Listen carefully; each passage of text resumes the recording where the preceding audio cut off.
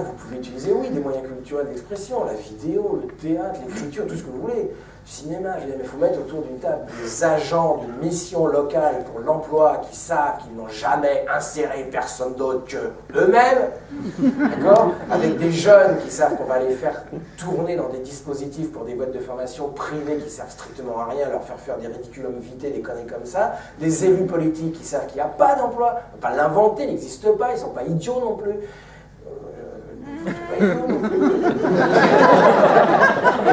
Des citoyens, enfin je veux dire, tout le monde sait, personne n'est dupe, vous rigolez ou quoi, enfin, et donc il faut réunir autour d'une table pour fabriquer de la culture avec ces gens-là, c'est-à-dire de l'explication, de l'analyse à partir de ce qu'ils vivent comme agents d'une administration, comme usagers, comme citoyens, et redétricoter tout le système jusqu'à la révolution. Quoi d'autre? Et là, il restait une personne. Et on la finissait avec la 10e branche.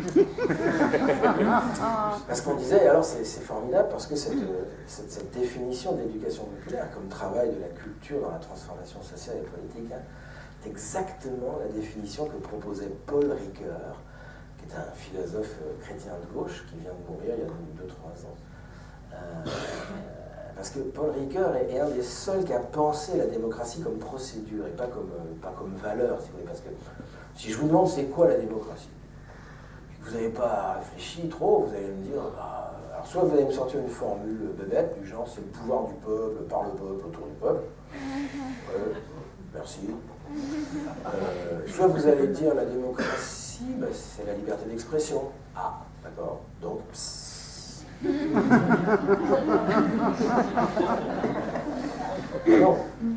non, la liberté d'expression n'est que le premier temps du processus démocratique qui en compte 4 selon Paul Ricoeur, à savoir que Ricoeur nous disait est démocratique une société qui se reconnaît divisée, c'est-à-dire traversée par des contradictions d'intérêts.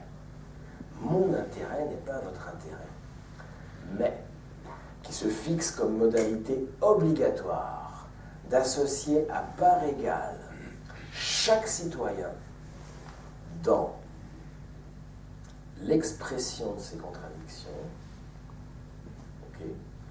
liberté d'expression, l'analyse de ces contradictions. Il y a déjà beaucoup moins de monde là.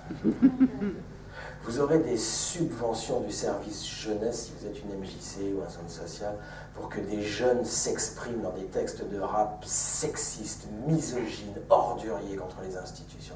Fuck la police, nique ton mère. Vous aurez des subventions pour ça, au nom de la liberté d'expression.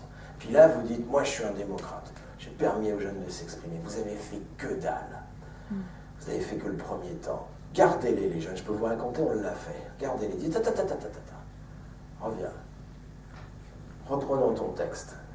Faisons de l'analyse politique maintenant avec ça. Et là, vous me dites combien vous avez comme subvention. Allô, la MJC?